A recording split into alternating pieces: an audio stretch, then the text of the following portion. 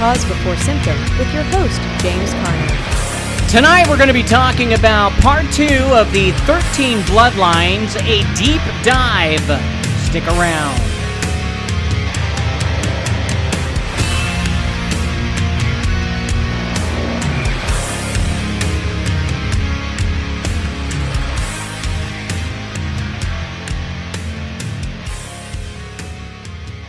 Welcome to Cause Before Symptom. I'm your host, James Carner. Today is November 21st, 2024. Tonight we're going to be going over part 2 of the 13 Bloodlines, a deep dive. And yesterday we actually explored, or last night basically, we explored about the 3 tiers of the secret families called the Zoroastrians, the Black Nobility, and the Illuminati. Then we went into a deep dive on each of the House of Samaglia, the House of Breakspear, or Magi, or Lancelotti, then the House of Orsini, the family of Rome, and the House of Borgia, or Borgia, which they have 2 different names, Borgia.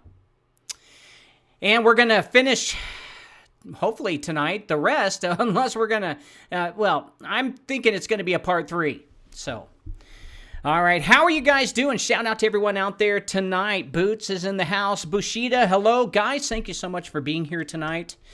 I got to tell you, when I posted just a simple video last night, just to explain what I'm going to be talking about for part 2, or actually just part 1 on TikTok. I haven't really put anything up there at all. And I went to go on TikTok today and it said I'm permanently banned again. That's my second TikTok. I only had 3,000 followers on it. Whoop-de-doo. But I didn't even get enough bans yet to be permanently banned, or enough warnings. So someone high up did not like what I was saying. So you can take that to the bank, pun intended. I'm onto something. And I'm trying to expose the real 13 Zoroastrian bloodlines and the kind of control that they have over the world. Shout out to Amanda, Hunter Montgomery, what's up? Claire, Lost in the Wind, how are you guys doing? Hunter asks, am I pretty much done with TikTok? I have no idea. I really don't spend much time on there. I only announced what I'm going to be doing on this show at 9 p.m. Pacific Standard Time every single night. So who knows? So, without further ado, let's get into it. Next on the houses of the 13 bloodlines who control the world, next is the House of Conti di Segni and the House of Bourbon. Conti di Segni. Contidisegni.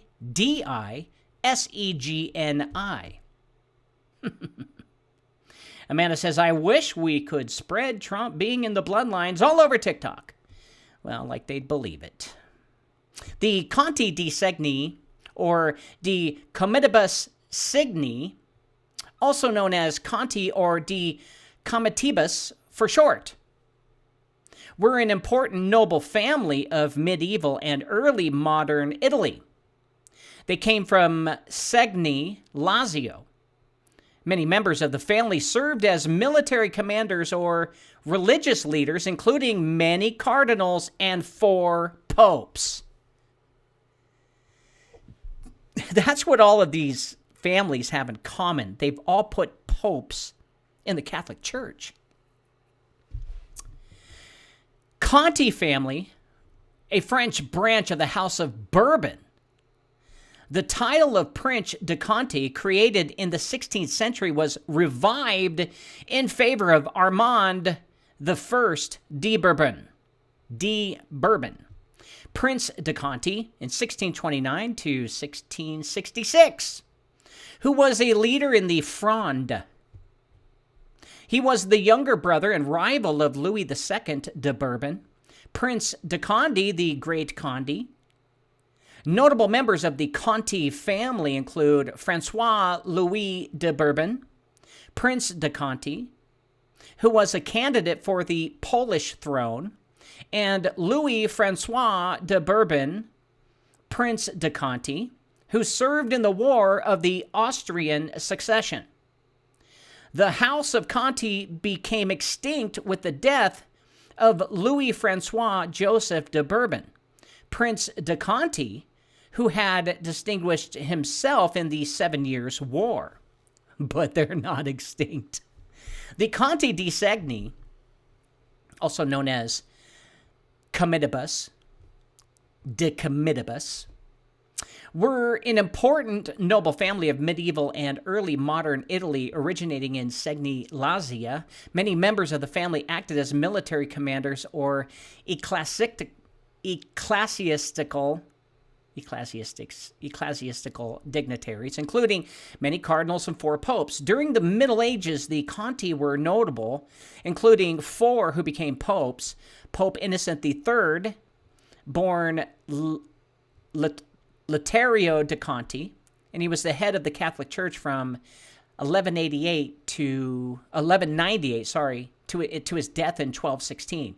Then Pope Gregory the Ninth, and born Ugolino di Conti, and then Pope Alexander the Fourth, who died in 1261, born Rinaldo di Conti. Pope Innocent the Eighth, then born Michelangelo di Conti. So if they had that many popes, they were powerful. The Italian mafia is set up all over the United States and is almost in every major city. They are also involved with most of the casinos in U.S. They're from the Conti family, which they use to launder their criminal profits. They also run prostitution rings and often go hand in hand with casinos. One of the most profitable states is in Texas because it is along the Mexican border. Corrupt Texas authorities claim that the Dallas crime family is inactive. However, this is not the case. Even with the weakening of the Dallas crime family, other mafia associates would take over this prosperous territory, and they have. Joseph Civello was the top boss until the 70s at the Dallas Mafia, who the Conti control, sharing a similar name with the Civelia crime family in Kansas City. It is the House of Torlonia, that are the princes of Civitella Sessi, similar to the name Civella, which ran the Kansas City crime family. The Torlonia family own the Kansas City crime family and have part ownership over the criminal operations in Austin and Dallas. The Torlonia family are intermarried with the Spanish House of Bourbon, with Princess Beatriz of Spain and Don Marco Torlonia, the 6th Prince of Civitelli Sessi, who died in 2014. Now, the Bourbon family, and they support Trump, are the primary owners of the Mexican drug cartels. Don Marco's son, Prince Giovanni Torlonia, is the current head of the Torlonia family, along with his brother, Prince Marino Torlonia. The Torlonia family's connection with Spain is important because the Spanish House of Bourbon are the primary owners of the Mexican drug cartels and the Mexican mafia. The Torlonia family share ownership over some criminal enterprises like the Juarez cartel. The Italian mafia and cartels use proxy gangs to do their dirty work, like the Mexican mafia, Aryan Brotherhood of Texas, and street gangs like MS-13. Count Alessandro Laquio Torlonia has connections with both Spain and Italy, and he is also a top member of the House of Torlonia. About 1,000 years ago, the Conti de Segni family settled a branch in Conti, France, which merged with the Bourbons and married in with the French Savoy family. that branch, and La Tremoille, yeah, and La Tremoille family that were the princes of Toronto. This family moved back to Italy as the Torlonias, becoming the Vatican's bankers. Wow. The Conti and Contini families had ruling families in Venice as well. The Torlonia family represents the ancient Conti di Segni family today. So it's the Torlonia family that is the... I got to change this up here to House of Bourbon and Torlonia. Torlonia. See, this is a work in progress. Now, the Torlonia family are also owners of the Pittsburgh crime family, or La Rocca crime family. Their Jewish white-collar criminal billionaire frontman is Mark Cuban, who is from Pittsburgh, and he moved to Dallas and became the owner of the Dallas Mavericks. Mark Cuban is involved in ordering games to be rigged for the Mafia's fixed bets. Sports are rigged for the Mafia's bets. The Pittsburgh crime family is headed up by Thomas Ciancutti today, who may have some command over the Kansas City faction. Giorgio Conti founded the Pittsburgh crime family, and the Torlonia family are partly a continuation of the Conti di Segni family. Pope Innocent III, or Lotario di Conti di Segni, authorized the Roman Catholic Franciscan order, and it was the Franciscan priest Garcia de San Francisco that founded Juarez, Mexico, and established the first European settlement there, which is where the Juarez cartel originated from and operates from today. Junipero Serra was also a Franciscan priest who helped establish Tijuana settlements, where the Tijuana cartel operates from. The House of Torlonia launder their criminal profits from their U.S. crime families and Mexican drug cartels in Vegas casinos. The word casino is an Italian term derived from the noble families running gambling events out of their casas, or houses. The Torlonia family are owners of the Franciscan order, and Juarez is their territory since their Franciscans founded its first European settlement. The Torlonia family are part owners of the Juarez cartel and their fascist La Líneas death squads. The Bon Compagni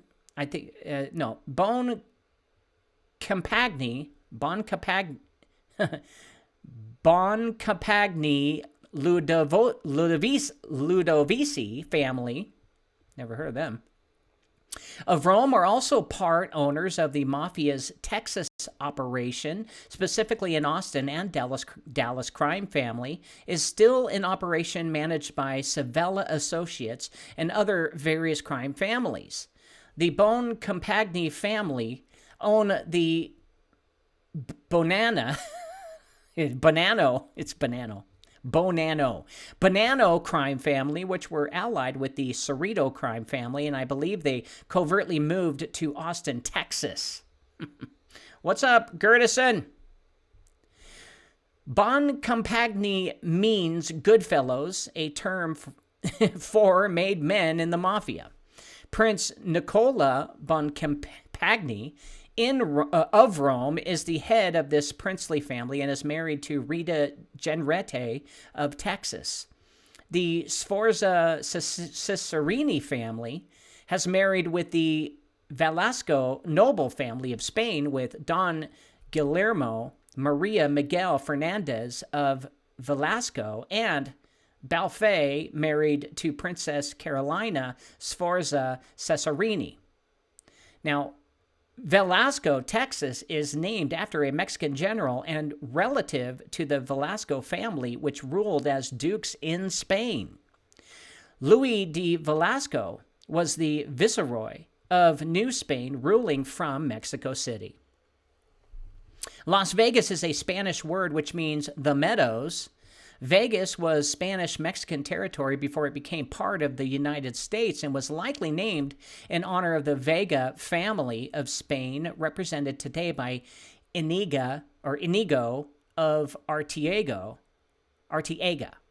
and Martin the 28th, Lord of the House of La Vega. Wow.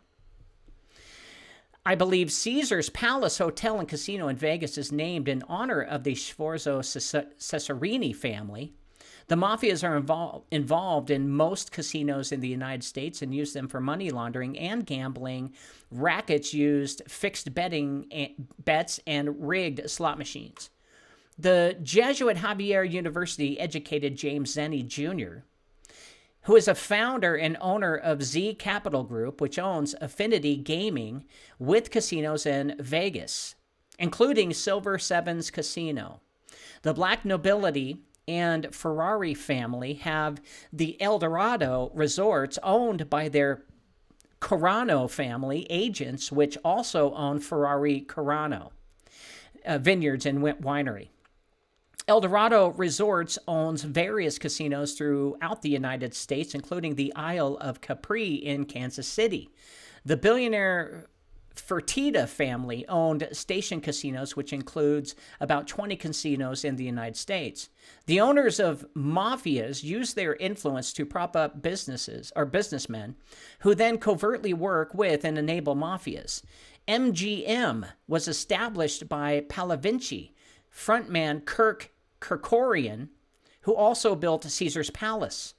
MGM is headed up by CEO James Murren, who received a Trinity College grant for Caesar Barbieri Center to conduct research in Rome, Italy.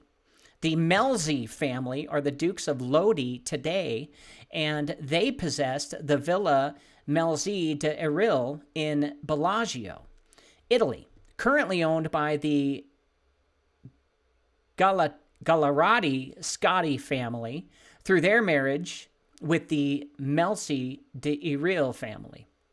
Bellagio, Italy gives the name of the Bellagio Hotel and Casino in Vegas. Don Pedro Enrique de Azevedo and Toledo of Spain was governor of Milan and appointed Luigi Melzi as lieutenant royal and granted them a fiefdom in Magenta, Italy.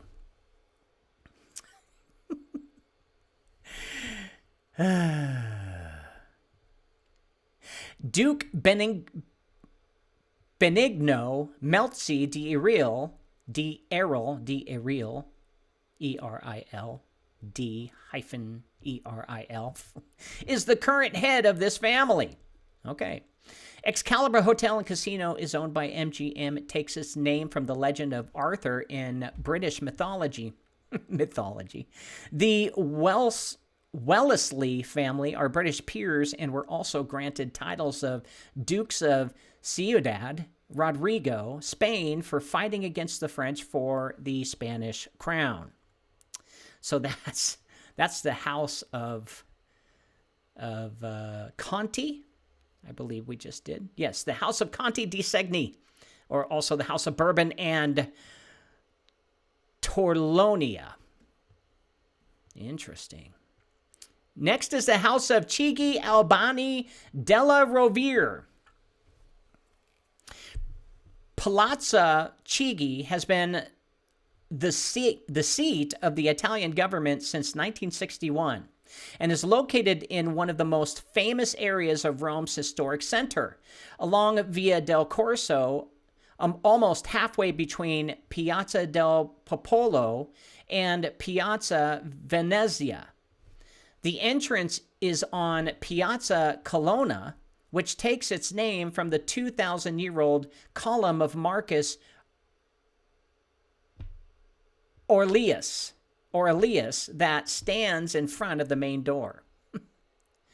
The Chigi Albani della Rovere family is one of the most evil bloodlines on the planet, and their motivation is bombing the world in a nuclear holocaust. This is them. They were major architects of World War II. The Chigis are Zio-Nazis. They are both Zionists and Nazis. Their primary job is turning people in society into psychopathic sadists. Prince Mario Chigi Albani della Rovere is a high-level prince of Rome, and him and his son, Prince Flavio Chigi Albani della Rovere, are controlling the Albanian mafia, and they often command the sovereign military order of Malta. Prince Mario Chigi Albani della Rovere was investigated in Italy involving the tax evasion of hundreds of thousands and using offshore accounts in Liechtenstein. Mario Chigi was also charged with violating environmental restrictions at the resort he owns, and media reports claim he was sentenced to a year in prison in 2016. However, his son, Prince Flavio Chigi, got off on all criminal charges. The Chigi family are mobsters. Prince Mario claims he is God and tortures people relentlessly until they submit to him. He wants people to beg him for mercy. The Chigis are one of the most psychotic and militant families on the planet. The Albani family originated in Alban Hills and later migrated to Albania, giving Albania its name. The House of Zogu serves the Italian royals and nobles. The Chigi family ruled in Siena around the time the Banca Monte dei Pasci di Siena, or BMPS, was established, which is still in operation today, along with its charity subsidiary, Fondazione Monte dei Pasci di Siena, which is involved in making payoffs disguised as bad loans. BMPS has about $140 billion in assets. I believe that the Chigi family have an ancient Babylonian Chaldean ancestry, and their name derives from the Hebrew word Shigionoth. The Chigi papal coat of arms has 6 hexagrams on it. The hexagrams have Babylonian origins. The Chigis have some authority over the Jewish Walton family. Oh, the Walton family. You know who they are. Which used the 6-pointed star on their Walmart logo. The Equestrian Order of the Holy Sepulchre of Jerusalem is headquartered at the Palazzo della Rovere in Rome and was established there by Fabio Chigi or Pope Alexander VII. After migrating out of Babylon, the Albani family were likely the Albia Roman Gent clan. The Jewish billionaire Baron Alan Sugar is an agent of the Chigis, and he lives in Chigwell, Essex. The Chigis currently have numerous members of their family who are concealed. Marchese Nicola Cavalcanti di Verbicaro is an Italian noble, and his mother was a Chigi Albani della Rovere, and he is part owner of the De Cavalcanti crime family of New Jersey. The founder of the Cavalcanti di Verbicaro was a Knight of Malta. The Chigis are also related to the Incisa della Rochetta family with Marchese Niccolo Inciso della Rochetta. The Chigis also married with the Rocco di Corneliano family, which produced Knights of Malta and Catholic cardinals. I think they'll probably all just kill me because of my pronunciations of their names. They're like, no, we didn't kill him because he exposed us. We killed him because they didn't get our name right. Hey. The Chigi family are a second-level nobility in Rome, or deputies or stewards of the Colonnas and Massimos, which are basically Vatican or Roman royalty, and the Chigis often manage the sovereign military order of Malta in service to them. The Chigis are the princes of Farnese, and they also manage the Italian royals, the House of Bourbon Two Sicilies, and House of Bourbon Parma, which are continuations of the Farnese family. The Italian Prime Minister resides in the Palazzo Chigi today. The Chigi family are using their authority over secret societies and the Albanian mafia to persecute people that the black nobility have declared as heretics. The Chigis married with the German house of Sayn Wittgenstein and have some authority over German families like the Sayn-Wittgensteins and Wittelsbachs. The equestrian order of the Holy Sepulchre is located at the Della Rovere Palazzo, and the Wittelsbachs are Knights of the Holy Sepulchre. The Sayn, I think it's Sayn, S-A-Y-N dash Wittgensteins, Sayn Wittgensteins, are also married with the Bavarian Wittelsbachs. Prince Ludovico Chigi Albani della Rovere was the Grand Master of the Sovereign Military Order of Malta during World War II and married Princess Anna Aldobrandini. The Aldobrandinis are one of the 13 families, who had Rosenskald French noble ancestry. Prince Ludovico's mother was Princess Antoinette of Sayn-Wittgenstein, Sayn. Dominique Prince de la Rochefoucauld Montebel is currently a member of the Sovereign Council of the Order of Malta. It was really the Sovereign Military Order of Malta that orchestrated World War II and manipulated all sides of the war. The Nazi Vice-Chancellor Franz von Papen was a Vatican Knight and believed to be a Knight of Malta.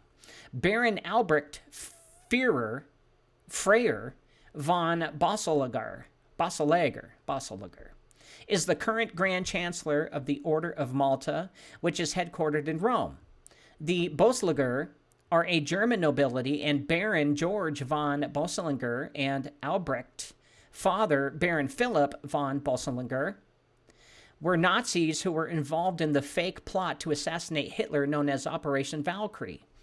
The Order of Malta are a military council and engineered various wars throughout history during and including World War I and World War II. There was also a Holocaust in Albania during World War II carried out on ethnic groups in Albania like the Slavs. The Albanian mafia are extremely violent and have human trafficking networks going into Italy, Germany, and the Mideast. The Chigi family, along with other black nobility, are trying to carry out a Holocaust in the United States. So those are the ones they're the ones that are against Trump, the Chigi family. And they want World War III. They're the ones that are fighting against Trump, although they all get together and party. These people are extremely dangerous and ruthless and have absolutely no regard for human life. The black nobility should be the ones at the top of the terrorist watch list and have bounties on their heads. Prince Mario's son, Prince Flavia Chigi Albani, actively manages the Albanian mafia like the Rudaj organization and Albanian boys. The Skrells, or the Skrellis, I think that's how it is, are an Albanian clan with Martin Shkreli, a hedge fund manager that was convicted of fraud. The Shkreli family also owns Alba Construction in New York, headed up by a different Martin Shkreli. The mafia specializes in infiltrating businesses through construction, where they build hidden passageways into the buildings they construct. The Shkrelis work with both the Albanian mafia and the Colombo crime family. John Elite is a top Albanian boss with close ties with the Gambino crime family. Nardino Kaladi is another top boss of the Rudaj mafia. The Albanian mafia are one of the most violent and ruthless criminal organizations in the world and do a lot of the dirty work for the La Casa Nostra, especially human trafficking. An Albanian mobster named Ergest Mati often works under the Chigli Albani della Roveres, and he is involved with underage prostitution, drug trafficking, armed robberies, gambling rackets, and other violent crimes. He is somewhat related to the Mattia Papal nobility, the Helbanians are a London-based Albanian mafia with operations in the U.S. The Jewish Albanian rapper Action Bronson oversees the Helbanians and Albanian Boys in the U.S., and he works under Prince Harry and the Massimo di Roccasecas of London. Many Albanian immigrants come into the United States after the war in Kosovo, and many members of the Albanian mafia were raised from this violence. Prince Lika II of Albania works as an advisor to the President of Albania and is knighted under the House of Savoy and House of Bourbon to Sicilies. The Clintons bombed Yugoslavia to help the Albanian mafia in taking over there. Banca Monte dei Paschi di Siena has donated to the Clinton Foundation. The Clintons are close friends with the Rothschilds, which are married to the Aldobrandinis, and they are married with the Chigis. The Albanian mafia are hardcore gangsters and working on carrying out a Nazi-style Holocaust in the United States under orders from Rome as a means to get rid of any resistance. So this is where Hillary is, and Hillary is against Trump. There's two mafia families that are against each other and want power. And just reading all of that, it's like, wow, okay, so that makes sense why they hit Trump so hard. This is like, even though they're working together for the same goal to bring in a new world order, the families themselves, they don't just take all orders they get from the devil, because they want power too.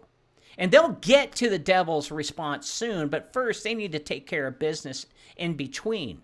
You see, the devil doesn't have anything that came from the kingdom of heaven in order to use for battle strategies, meaning the devil has no patience, no regards for thinking and waiting. He just immediately throws up orders, and the families have to juggle his impatientness. And they know this. They well know this. And they often feud with the devil because they know when the devil says, do this, take out this house or this house, they know that that will take out an entire region of control.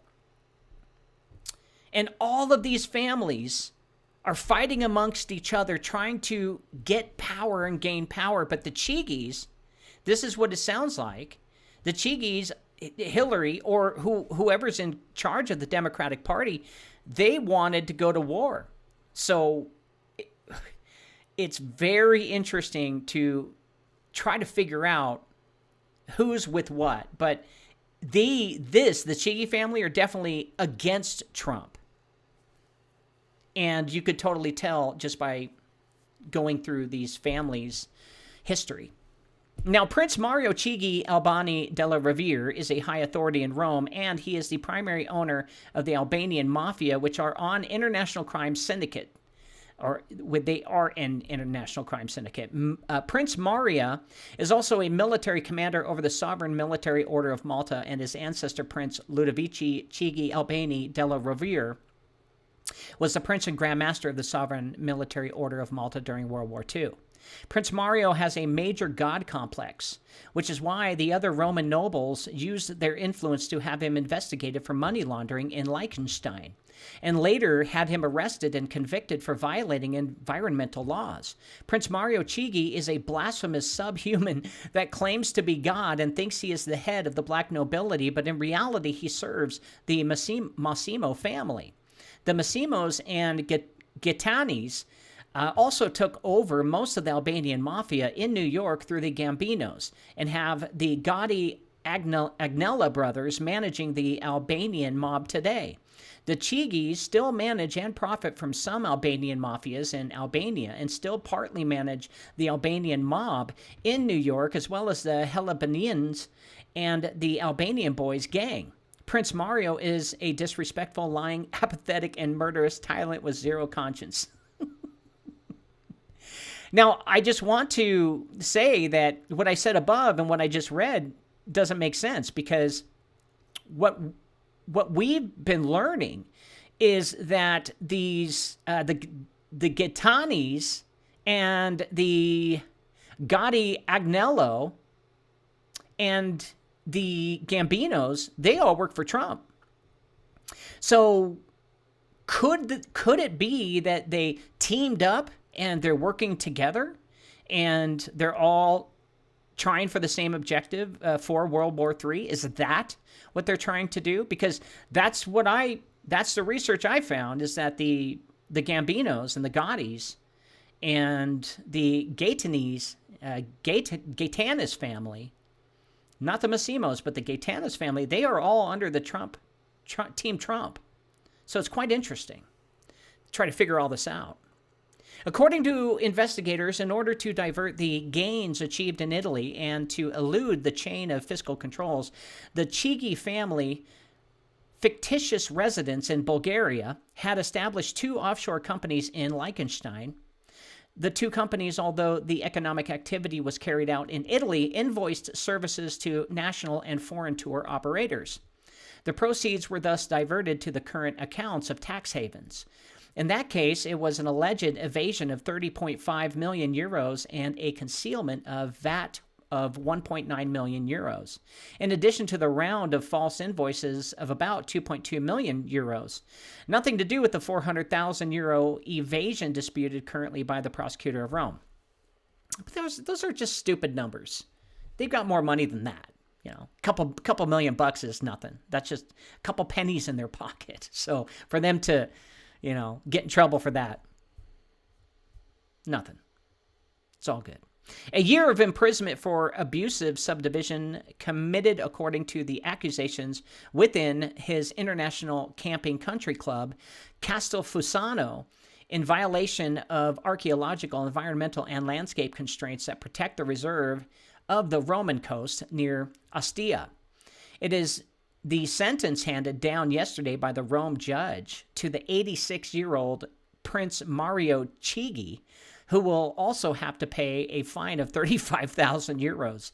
The sole director of the company that owns the campsite, Michelangelo Cavalcanti di Verbicero, was sentenced to the same penalty. Flavio Chigi, Mario's son, was acquitted. For all 3 defendants, the prosecutor had asked for 3 years. Crazy. So they ruined the national landscape, got away with it with a penalty of 35,000 euros. Ooh. The guy's got that in his socks. You totally tell they know they got caught. They have to, face the penalties, but the penalties are so small. It's hilarious. Obviously, the judge was paid off. Prince Flavio Chigi Albani della Rovere, with his wife Carlotta Loverini Bota, and she manages blonde-haired Nazi female gang stalkers. Prince Flavio is a top owner of the Albanian mafia and a commander over many blonde-haired Nazi supremacists. Prince Flavio is loyal to higher-level Roman nobles, which is why he was not convicted for environmental crimes.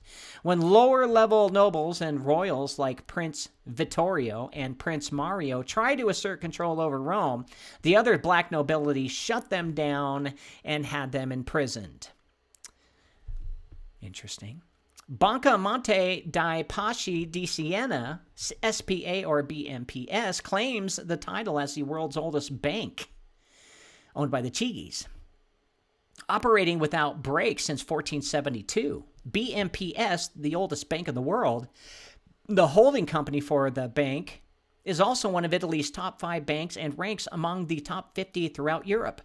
The MPS banking group operates from more than 1,800 branches in Italy with total assets of more than 120 billion in euros.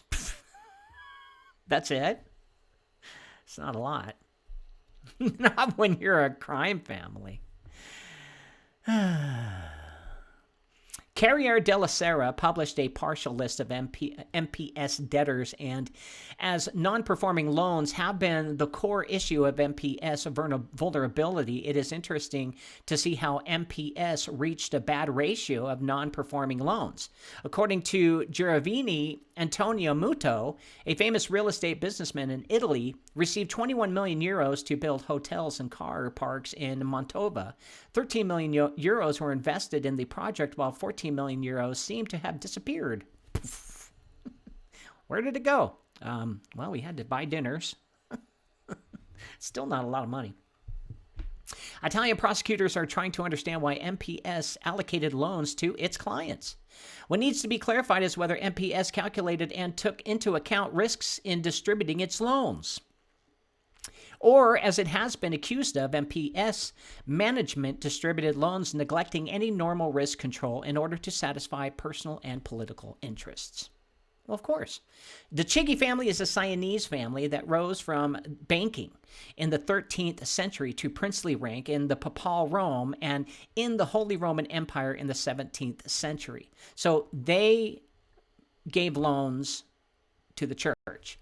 The princely family is represented by Prince Mario Chigi Albani della Rovere, the Prince of Farnese, whose heir is Prince Flavio Chigi Albani della Rovere. The origins of the Albani family can be found in the figure of Condottiere Michel Lassi and his two sons, Filippo and Giorgio, who had fought against the Ottoman Turks alongside Giorgio Castriota Skanderbeg in Albania. They took the surname Albanese in homage to the place of the origin of their ancestors, who then changed to Albani. Alba Lenga was an ancient city in Latium in central Italy, occasionally written Abalonga in Italian sources. And Tommaso della Rera Viterbo investigated the character of interethnic relations during the Italian occupation of Albania and the persecutions of local Jews and Slavs. Prince Ludovico Chigi Albani della Rovere is the Grand Master of the Sovereign Military Order of Malta. Chigi was born in Aricia, the son of Imperial Prince Mario Chigi della Rovere Albani, and his wife, Princess Antoinette zu Zayn Wittgenstein. Cyan. I don't know. In Rome, Chigi married Donna Anna Aldobrandini, daughter of Pietro, Prince Aldobrandini, Prince of Sarcina, and his wife, Francois della Rochefoucauld.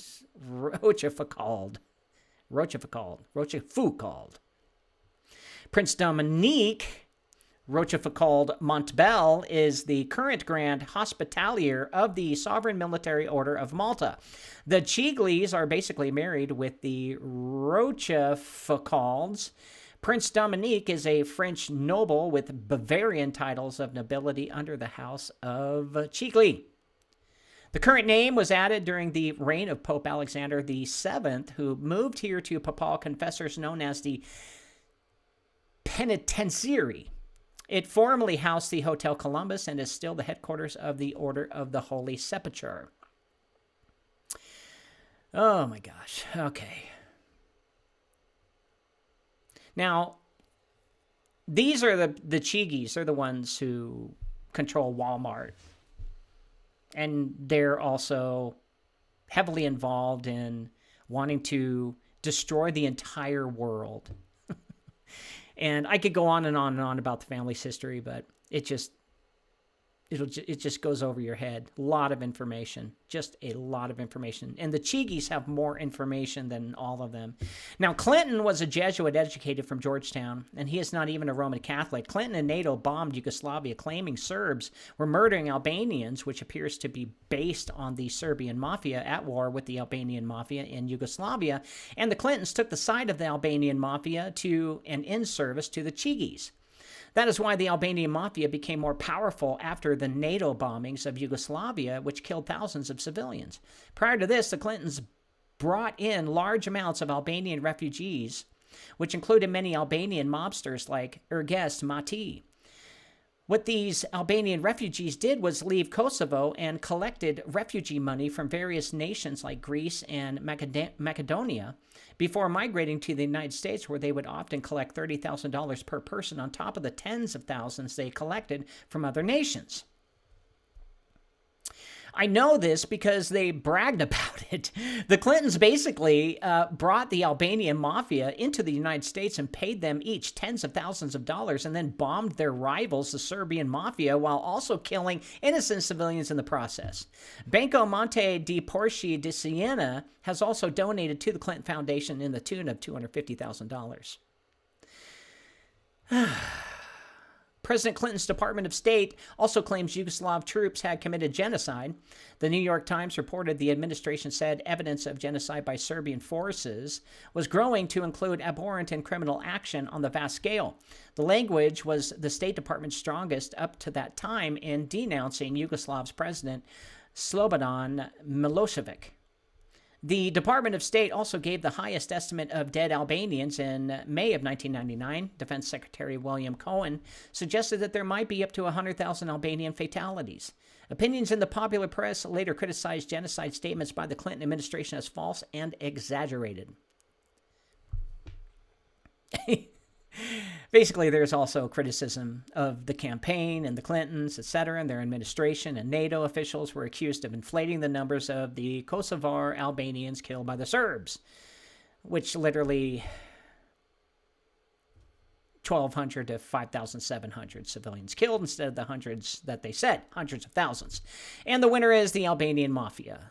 With the signing of the peace treaties and the deployment of NATO peacekeeping forces in Kosovo, the time had come to crown a victor. While NATO may have achieved its objectives in the war, forcing Serbia to agree to move its troops, allowing the Kosovars back into their homes, and establishing a peacekeeping force, the real winner is the Albanian mafia. It cost NATO about $5 billion to prosecute its air campaign, and with the United States shouldering most of the burden. Peacekeeping efforts will cost at least an additional $3 billion a year, and in the days and years to come, the victors will dole out about $50 billion for reconstruction. Yeah, the winner is the Chigis. Not everyone, however, spent money. Scavenging amid the rubble of ethnic conflict, Albanian criminal clans known as the Fairs profited from the war and grew in breadth, depth, size, and influence. They extended their reach, entrenched themselves in the government, and essentially usurped government authority. As a result, the Fairs' success, Albania is left teetering on the edge of lawlessness and ungovernability. The Albanian Boys, also known as the Albanian Bad Boys or Albanian Boys Inc., is a gang of Albanians who operate in central Bronx. The gang was founded in the Bronx, New York, by immigrants who had come to the States after the Kosovo War. Prince Mario Chigi Albani della Rovere is the prince of the Faranese, and he is a murderous psychopath. So there's the Chigis. They've got a lot of rap. Whew. All right, next is the House of Colonna, or the Colombo crime family. The Mafia is a cartel of organized crime started by Francesco Colonna, the House of Colonna, in Palermo, Sicily, that spread to Italy with the hierarchic structure of the Roman Empire and Catholic Church. The Jesuits and S&B families control the drug trade from the 1800s. The House of Colonna, also known as Ciarillo or Ciara, is an Italian noble family forming part of the papal nobility. It was powerful in medieval and Renaissance Rome, supplying one Pope or Martin V and many other churches and political leaders. The Mafia is a cult of Pluto, god of the underworld, wealth, shadow, higher octave of Mars, or the Roman Empire, identical to elite families who control organized crime and global politics, but use more overt violence, using police and FBI to work for the elite crime families. The Colonnas are an ancient Roman family whose history began 900 years ago. The very first documented member of the family was Pietro, who lived between 1078 to 1108 in the countryside south of Rome, close to the town of Colonna, from which the house derived its name.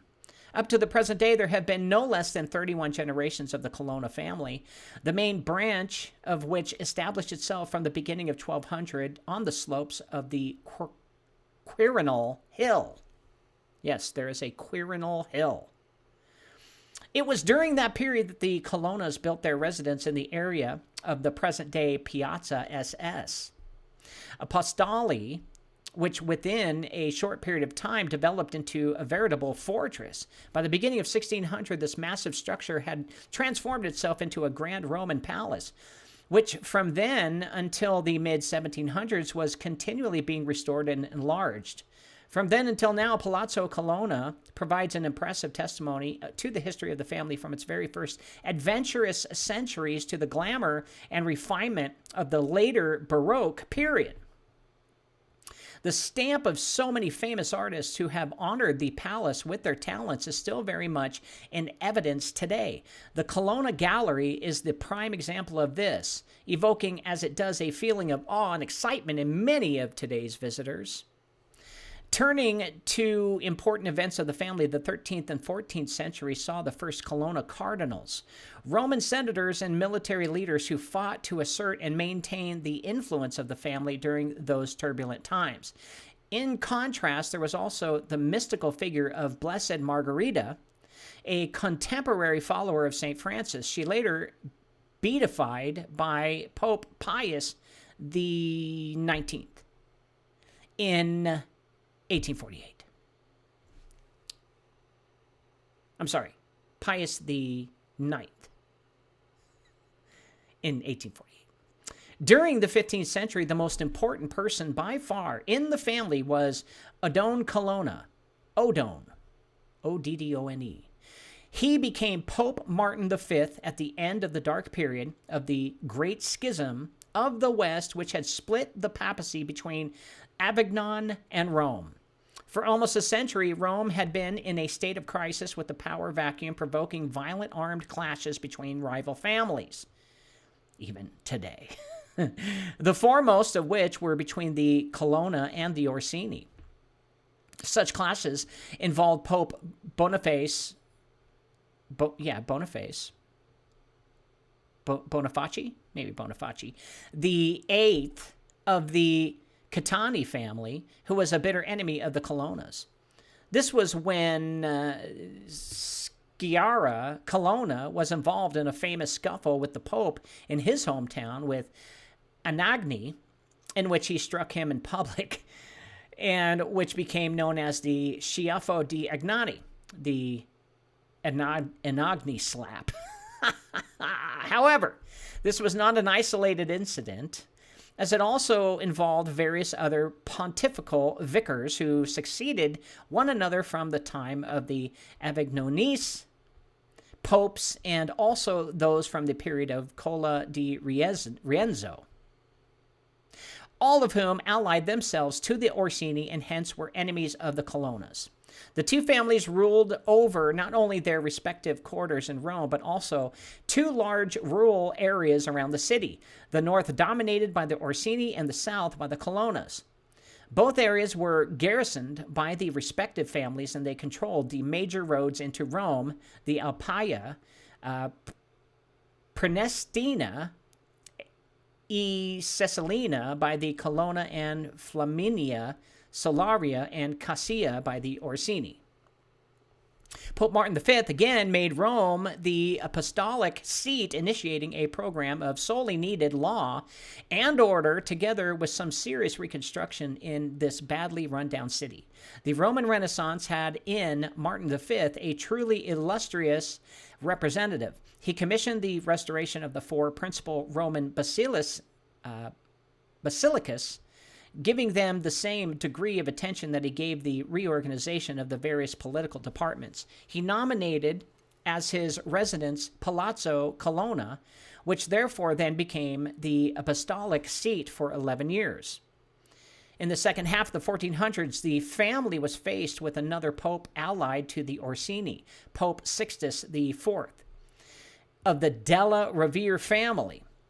Rome was again plunged into a climate of bitter clashes between the various factions, which continued unabated right up until the pontificate of the Borgia Pope Alexander VI. This turbulent period was finally brought to an end through the patience and prolonged mediation of another pope of the Della Rovere family, Julius II. when he brokered a peace treaty between the Colonna and the Orsinis. This accord, known as the Pax Romana in 1511, finally concluded the bloody conflict between the two families, which had lasted for more than 2 centuries. The heads of the two houses, Fabrizio I Colonna and Giulio Orsini, in the Pope's presence and with representatives from the maximum number of the other noble families, solemnly swore to cease all hostilities. This binding pledge was signed and carried out in the front of the altar and also included an agreement to forgive each other for all past offenses. Like that happened. The Orsinis got control of the Catholic Church then. The peace between the two families was cemented by the marriage between Marcantonio II Colonna and Felice Orsini. The parents of Marcantonia were Ascanio and Giovanni di Aragona, the niece of Emperor Charles V. Such an illustrious connection revealed its usefulness during the sack of Rome, when imperial troops looted and set fire to whole areas of the city and put thousands to the sword. However, during the prolonged pillage, Palazzo Colonna was not touched and, in fact, was able to offer asylum and protection to 3,000 of its citizens, including the many cardinals and the famous Isabella d'Este, Duchess of Mantua. The Duchess Este is one of the Este family is one of the 13. Ascanio's sister was the poetress Vittoria Colonna. She was an intimate friend and muse of Michelangelo, and they had many meetings together at the palace. They also exchanged letters and sonnets over a long period, and it is clear she had a great influence on his work. So close was their friendship that Michelangelo painted her in his famous Universal Judgment behind the altar of the Sistine Chapel. You can see her profile in the portrait of the woman above and to the right of the Simone and Serene, the one carrying the cross, close to the self-portrait of the painter. The most prominent member of the family during that period was Marcantonio II, who crowned his adventurous life with the leadership of the Papal fleet at the famous Battle of Lepanto against the Turkish fleet, at which he triumphed. The subsequent prestige that this brought was rewarded by his nomination as Viceroy of Sicily by King Philip II of Spain. One of the daughters of Marcantonio II and Felice Orsini was Costanza.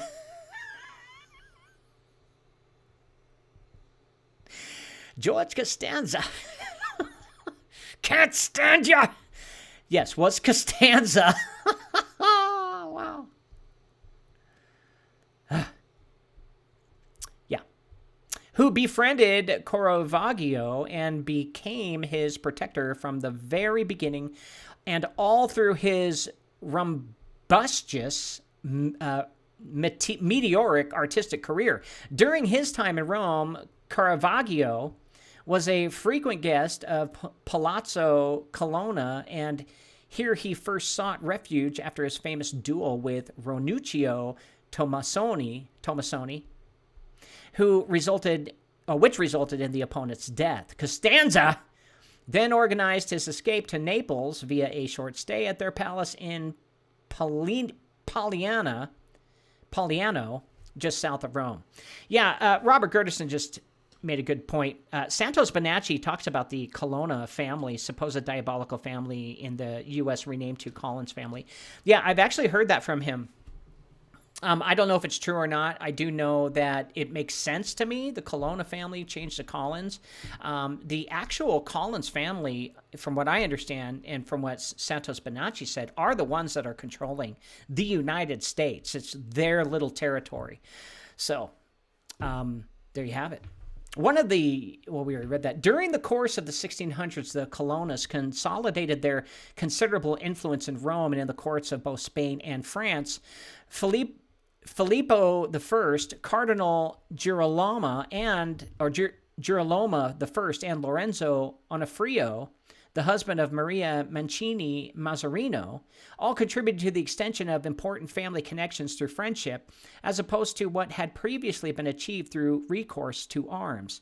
This century also saw the restoration of the family's palaces, a large expansion of their various collections, a greater use of the art of diplomacy, and their important patronage to many artists.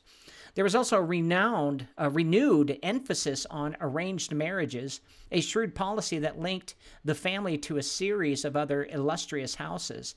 At the same time, the colonists consolidated their faithful and loyal ties to the Holy See. Now, no longer hindered by those frequent violent forays and their imperial bias of the past centuries. So it's always good to pay off the Pope, right? All right.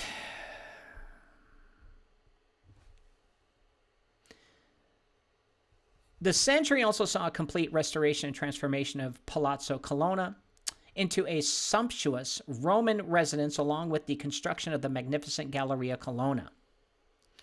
In the 1700s, the most influential family members included Fabrizio II, husband of Caterina Zephirina Salviati, who gave birth to no less than 16 children.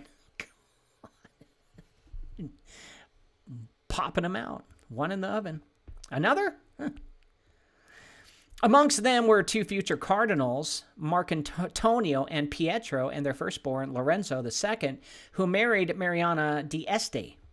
They, together with their son Filippo III, lived through another period of great change in the history of the family. Filippo once more took the necessary steps relevant at this time to maintain the influence and power of the family. He married Caterina Savoia Carignano and strengthened ties with both France and Spain. He was faithful and loyal advisor to both Pope Pius VI and Pius VII, supporting them during the difficult period of the Neapolitan occupation of both the pontifical state and Rome. He helped Pius VI militarily and gifted buildings to Pius VII for use as barracks.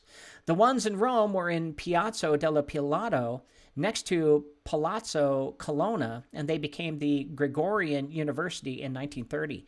Another was the castle at Paliano, which later became a prison. During the 1800s, we met three brothers, sons of Giovanni Andrea Colonna and Isabella Alvarez de Toledo, who well illustrate the family's vitality. The firstborn, Marcantonio, entered the service of the Holy See during the long pontificate of Pius IX in another difficult period, which led up to the famous Battle of Porta Paya in 1870. His brother Fabrizio was a cavalry general and senator of the Kingdom of Italy and entered Rome with a troop of Savoy cavalry. Full of Catholic fervor, he represented the more liberal spirit of the family. The youngest brother, Prospero, can't make this up. Let's name him Prospero for prosperity. He became an administrator, entering local politics, and was mayor of Rome for 3 terms of office. Together, they started a new direction for the family, less formal and more in tune with the new social order for those changing times. Among the many illustrious family members in the 20th century, the sons of Fabrizio and Olympia Doria Pamphilj merit special attention.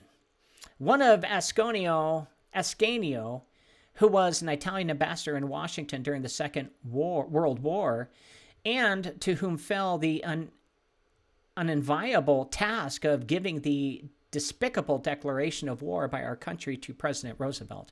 On the same day, he resigned his post, not wishing to represent the Kingdom of Italy and its reckless government. The other was Marcantonio, who married Isabella Sursock of Lebanese origin in 1908.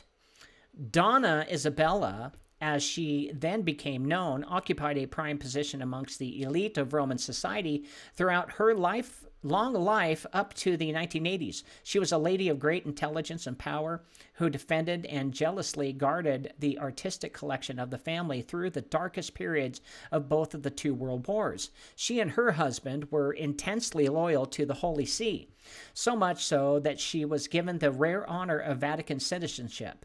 She never abandoned her palace that she so profoundly loved and where she wove her diplomatic skills at the highest level.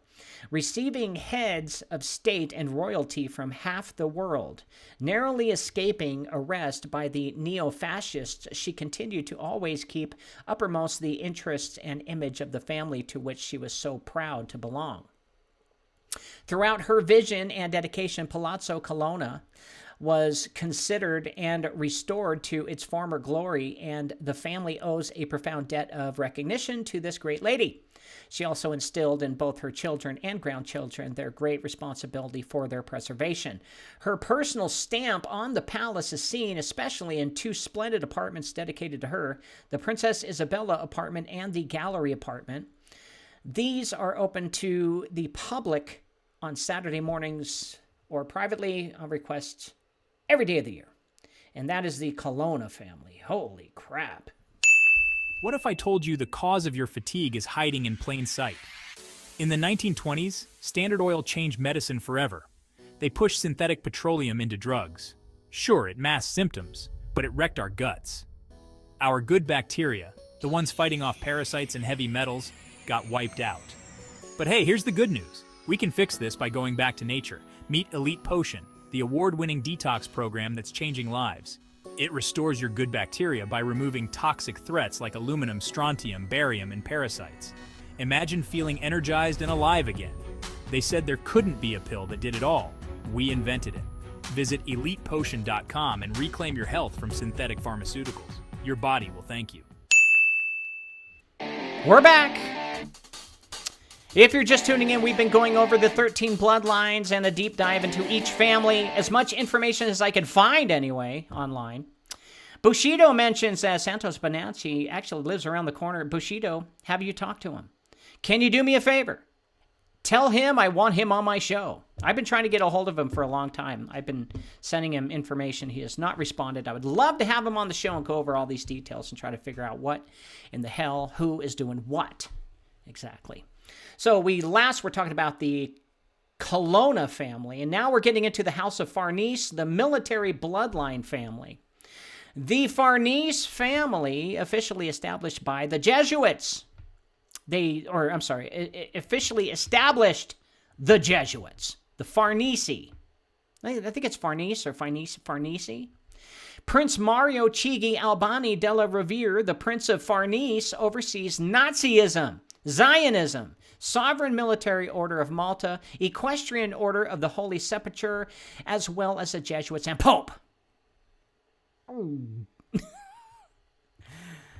Italian was an influential family in Renaissance Italy. The titles of Duke of Parma and Piacenza, Duke of Latura, and Duke of Castro were held by various members of the family. Its most important members included Pope Paul III, Alessandro Farnese, a cardinal, Alexander Farnese, the Duke of Parma, and Piacenza, a military commander and governor of the Spanish Netherlands, and Elizabeth Farnese, who became Queen of Spain and whose legacy was brought to her Bourbon descendants. Originally from Latium, the Farnese are first mentioned in the 13th century because of the flights between the quarrelsome feudal lords of the region. Men of arms in action with no inclination for either diplomacy or politics, they distinguished themselves in the service of other, more powerful families and managed to build up a considerable territory wedged in the Papal States between Lake Bolsena and the swampy coastland of Merma and the Tyrrhenian Sea, Tyrrhenian Sea, which Paul III later turned into the Dukedom of Castro. Paola Farnese was the first representative of the house to enter the church in 1482. In 1509, Pope Julius II granted Cardinal Alessandro Farnese the bishopric of Parma and several more investitures over a short period of time. Those appointments, together with his unscrupulous political maneuvers, led the clever bishop to the papal throne on 13th of October, 1534, with the name of Paul III, the first and only pope in the Farnese family. In 1545, Paul III separated the cities and territories of Parma and Piacenza from the Papal States and created a dukedom for his son, Pier Luigi. Pier Luigi had an army in Charles V of Spain, whom plotted his death with Ferrante Gonzaga, governor of Milan. On the 10th of September 1547, the Duke was stabbed to death by a group of city nobles who thus wanted to avenge the abuses of their new lord. The murder was, however, pointless, since power remained in the hands of the Farnese family. Pier Luigi's son, Ottavio, transferred the capital of the dukedom from Piacenza to Parma, and after his death, the two cities came under the rule of the warrior Alessandro, conqueror of the Flemish provinces which had rebelled against Madrid, and courageous commander in the crucial battle of Lepanto. His successor, Ranuccio, is best remembered for his cruelty. He ordered the public execution in Parma of more than 100 people suspected of plotting against him under Ranuccio, and the dukedom of Parma and Piacenza was annexed to the territories of Colorno, Sala Baganza, and Montechiarguglio. His son, Odoardo, embarked on unsuccessfully military campaigns, made the mistake of siding with the French against the Spanish, the Pope's traditional allies, and was powerless against the devastations caused by the plague, of which about 13,000 people in Piacenza died, and the incursions of Spanish and German mercenary troops. The House of Farnese continued to decline under Ranuccio II, who lost to the Castro territories, and Francisco, who married the German princess Dorothea Sophia of Nuremberg. On his sudden death, he was succeeded by his brother Antonio, the last of the Farnese dukes, a portly man weighed down by the political and military games of the great European powers. The main branch of the dynasty died with him in 1732. The dukedom of Parma and Piacenza came under the rule of Charles of Bourbon, son of Elisabetta Farnese, Queen of Spain, and Philip V. So I guess we could say maybe the House of Bourbon took them over. I don't know. Now, including them in on the 13, I don't know. The Farnese family apparently is part of the Chigi family. So, because they married into with Prince Mario Chigi Albani della Rovere. The prince, that's the Prince of Farnese. Anyway, so yeah, and there's not much more I can find about them. That's pretty much it. I'm still looking, but this is all I got so far. Now, the House of Medici. Or Medici. I'm sure it's Medici. I'll just call it Medici. Who cares? For more than 3 centuries, the fabulously wealthy Medici family of Florence, Italy, was one of the most powerful and influential dynasties in Europe. The 2 popes and 2 queens came from the Medici family line.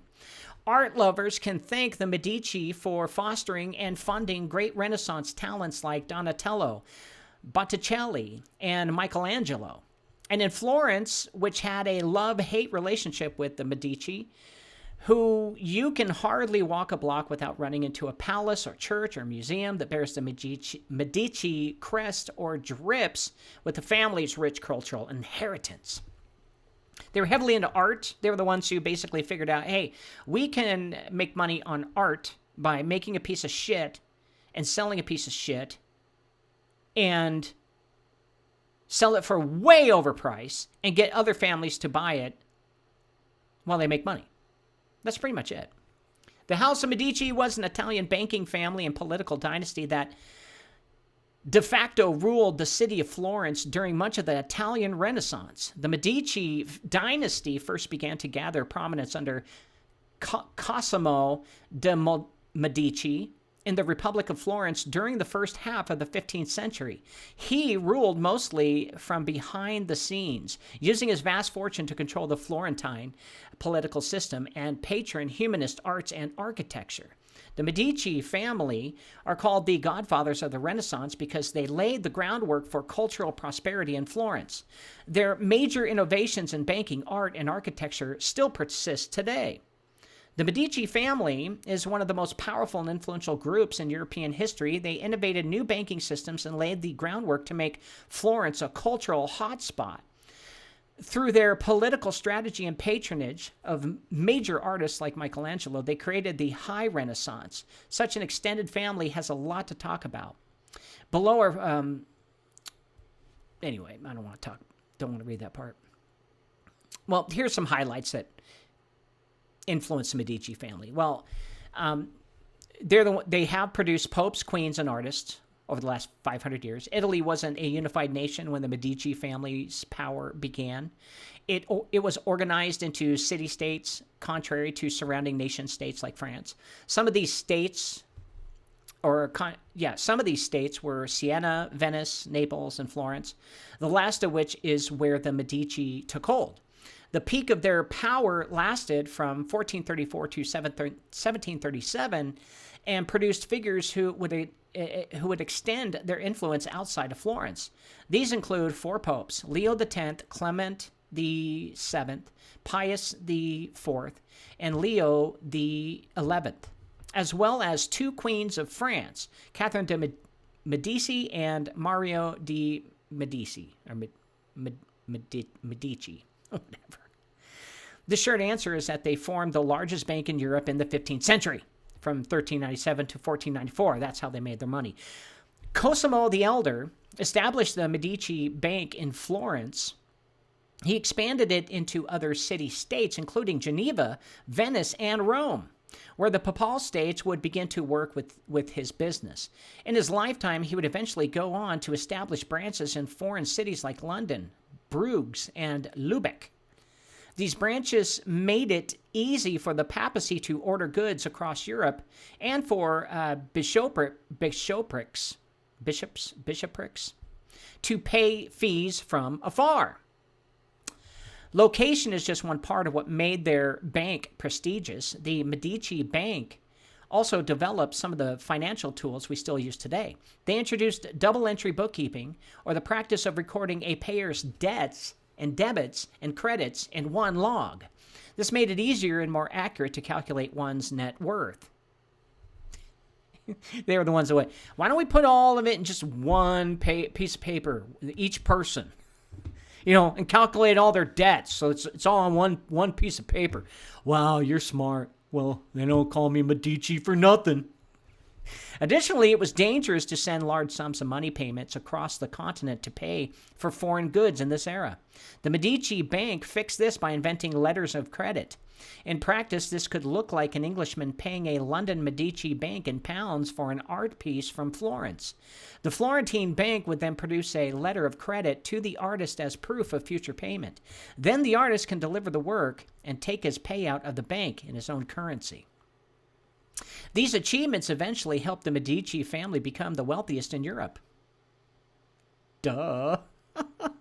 Because they made their own little payments to themselves, cashed in on their own, kept doing that every day.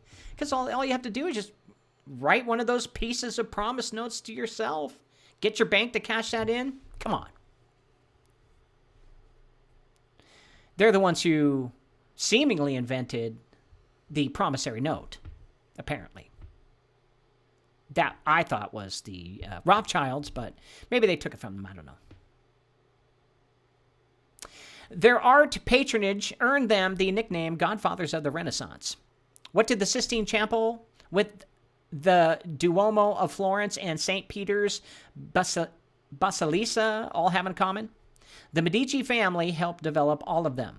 Through a mixture of peace, harvesting policies, patronage, and sometimes personal relationships, they created an atmosphere for artists like Michelangelo to create masterpieces. And they made bucks off of it. Between Florence, Milan, Naples, and Rome, Florence was not the most military powerful nation. This made it vulnerable to conquering in a period when Italian city-states would fight for power between each other. However, the Medici family were also astounding diplomats. Cosimo the Elder believed war was bad for trade and negotiated the end to a series of wars in Lombardy. This helped establish a mutually territory agreement between the states. His successor, Lorenzo de' Medici, adamantly continued to keep the Treaty of Lodi alive, the documents which Naples, Milan, and Florence signed to keep their peace. Lorenzo also earned the love of Florentine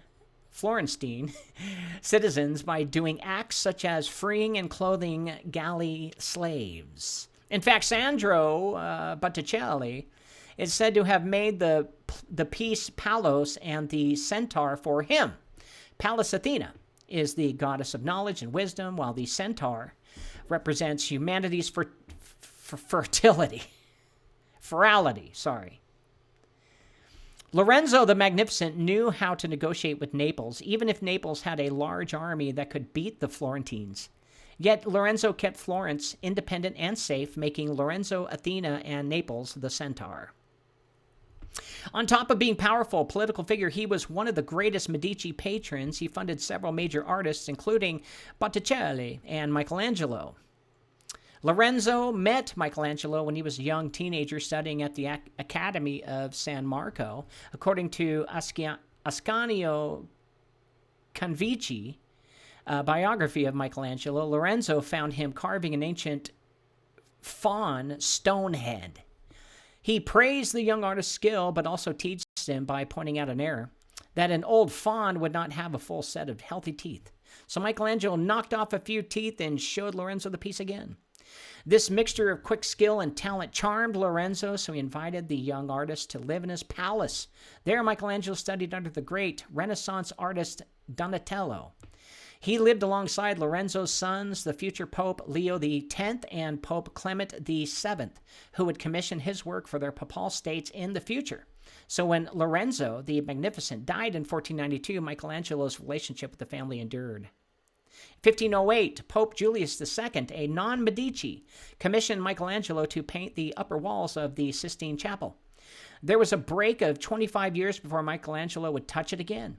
When Pope Clement VII came into power, he brought Michelangelo back to the altar by asking him to paint the Last Judgment. Donatello also made statues symbolic of Medici values. Cosimo the Elder commissioned Donatello's most famous piece, the bronze David. He intended to place it in the Palazzo Medici courtyard in Florence. This was a major piece because it was the first freestanding bronze cast statue of the Renaissance era. It was also the first nude male statue in the area since those of ancient Greece. Donatello created Judith and Holofernes for the garden fountain of the Palazzo Medici Riccardi. As well, it stood alongside the bronze David in front of Cosimo the Elder's family palace in 1457. Both David and Judith's stories in the Bible are symbolic and underdogs overthrowing tyranny. Likewise, Florence viewed itself as tyrant slavers, standing powerful against their neighboring city-states. Donatello effectively captured the core values of Florence and the Medici family through his work. Leonardo da Vinci also studied in their network.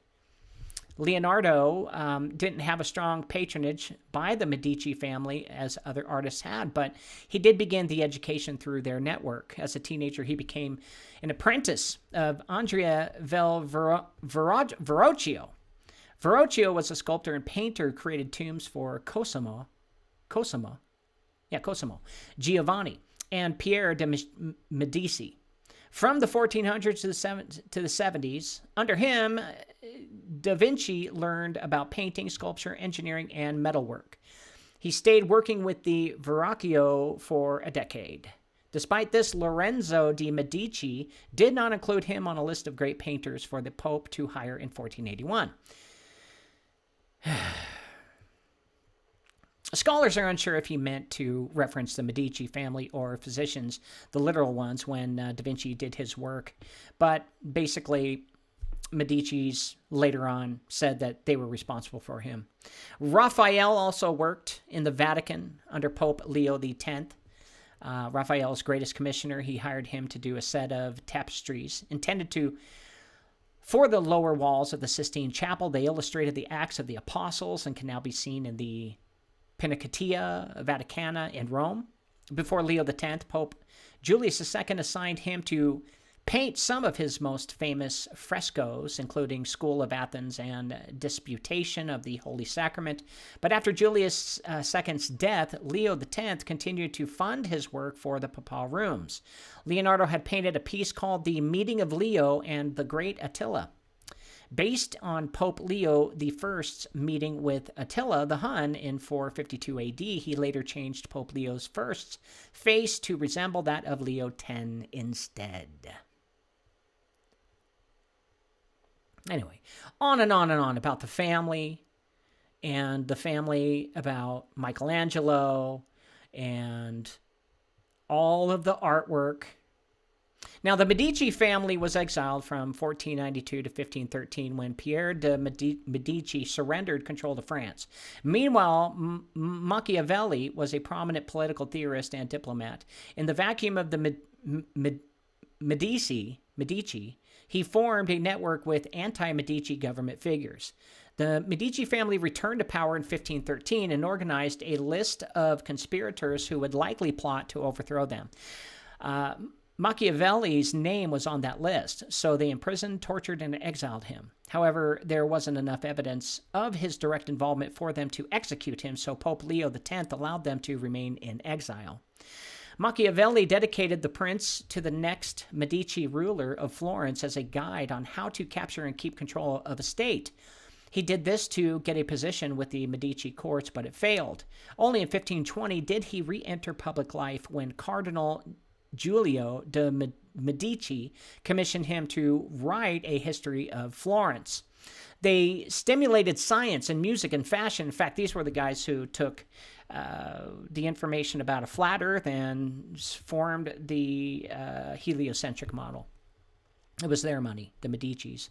Galileo was the tutor to Cosimo de' Medici, Grand Duke of Tuscany. In 1610, he published The Starry Messenger, where he described recent discoveries he made through a telescope. In it, he noted that Jupiter had moons, naming them the Medicean stars. In music, Bartolomeo Cristofori was the first to invent the piano while working in Fernando de' Medici's court.